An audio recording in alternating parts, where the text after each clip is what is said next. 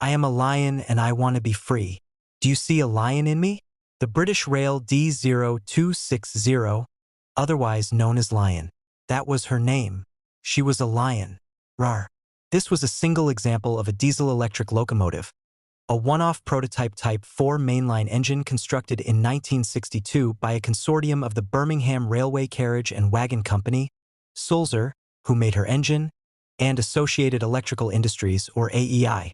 She had a co-co wheel arrangement, was equipped with a Sulzer 12 LDA-28C diesel engine and AEI-built traction motors, and carried a steam generator for passenger service.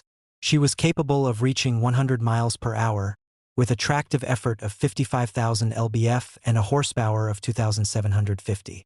She was a private venture, not funded by British Railways, but built to meet their requirement for a powerful co-co diesel-electric locomotive meant to replace the slightly earlier one-co-co-one wheel arrangement diesels. The Peaks, for example. The specifications were issued by the British Transport Commission at a meeting on January 15, 1960, and the Lion's creation was part of British Rail's new scheme. You see, earlier during their modernization plan, they'd bought a whole bunch of bulk orders of diesels without actually testing them, a lot of them straight off the drawing board. This new plan was designed to put most of the risk onto the builders by making them privately fund and build prototypes, and then allowing British Rail to test them thoroughly. That way, not only would you only be worried about making one prototype at a time, but British Rail also wouldn't be funneling a ton of money into something that might not work out, because believe me, they lost a lot of money on some truly awful diesels with the original scheme. For this particular pilot scheme for the Type 4, they actually ended up with 3 different prototypes from different manufacturers: the Falcon, the DP2, and the Lion. The other 2 are stories all on their own. I want to focus on the Lion today because she was a more powerful development of the same engine that the Class 44 Peaks used, but she was lighter than they were, with more reliable bogies. And perhaps a few of you more eagle-eyed viewers out there are thinking, she looks like a Class 47. That's a fair analysis, but to be clear, while they do share some superficial characteristics, they are not identical. Her overall construction was a truss from buffer beam to buffer beam, built from welded thin steel sheeting. The result was a structure that was both stiff and strong, but not overly heavy. You didn't need underfloor girder sections that added to the weight. A truss design like this had also been used on the Peaks, though they had a channel underframe as well, and their trusses were Pratt trusses, which tended to limit access through the sides of the engine and made maintenance more difficult. The Lion, on the other hand, used a Vierendeel truss, which has larger rectangular openings. As a result, she had central access doors on her sides for servicing, much like a hood unit would. She also didn't need any large cooling grills on her sides, because her entire cooling setup was placed on the roof above the cantrail. She had 2 radiators in a removable pack which kept her engine cool, with air drawn in through the side panels and exhausted upwards in the center. Additionally, the main area of the roof directly above her engine was a translucent fiberglass molding, which was really weird, but it provided light into the engine room because otherwise she'd only have those tiny windows on her sides for workmen to see inside. They'd basically have to use a flashlight. This way, there was a bit more light in there. The roof panels could also be raised upwards by pneumatic cylinders when she was stationary, to let air in and make life easier for the maintenance crews.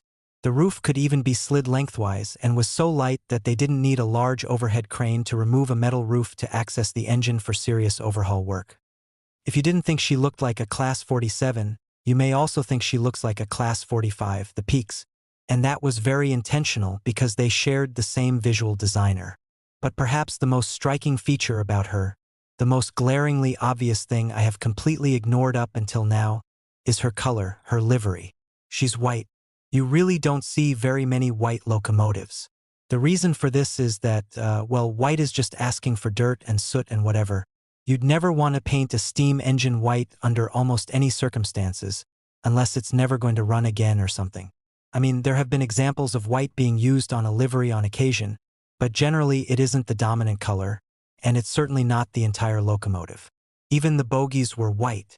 Now, that did result in her looking dirty when she wasn't washed well enough, but at the same time, it made her incredibly distinctive. You knew it was her whenever you saw her on the line, because she was the only one who ever looked like that. And honestly, I kind of dig it. I admire the boldness, the audacity to sit there and say, I don't care about the dust and the dirt. She's going to look beautiful. And hey, I think she looks really nice.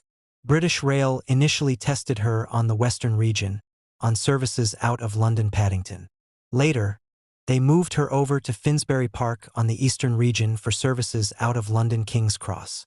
But unfortunately, the Lion story does end very sadly, because in the end, she was not accepted. And you're probably wondering why? What was wrong with her? Well, nothing. Frankly, she worked well. Honestly, she was a very, very good locomotive. The problem was British Rail. You see, during their more logical process of evaluating prototypes, they suddenly realized they needed a bunch of new motive power very quickly. A large number of locomotives had to be built right now. They didn't have time to properly assess these prototypes whatsoever, including the Lion. So they opted to cancel a final order of 20 Class 46 locomotives and invite bids for 20 brand new locomotives to the Type 4 specification, using the brush traction electrical equipment that had been intended for the Class 46 order. Brush themselves would win that bid, and it would result in the Class 47s. To be fair, despite it being a bit of a knee-jerk reaction to the situation, the Class 47s turned out great. They built 512 of them, and 51 of those are still in service now. So yeah, that kind of worked itself out, not gonna lie. But unfortunately, it meant there was no further interest in the Lion. And over time, she was slowly, well, not actually scrapped, sort of. Well, she was, but taken apart. She was withdrawn in February 1964 and returned to the consortium. It's spotty as to exactly where she went precisely, but everyone seems to agree that eventually she went to AEI's works at Attercliffe, where they were to recover their electrical equipment. During that process, Sulzer also took back their diesel engine, as well as the radiators, which were eventually repurposed and installed in one of the Class 47s. Actually, all that was left of her after that was her body shell and her bogies, and she was finally scrapped at the Attercliffe yard of the W. Ward Limited. It's not known precisely how long she lasted in the scrapyard, but she was cut up fairly quickly, with the latest report saying she was still somewhat intact in 1965, but almost certainly not beyond that. And I think that's kind of a shame because she worked. She was good.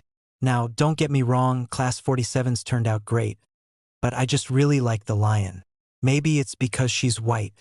I really like how she stands out. She doesn't even care. She's like, I'm beautiful.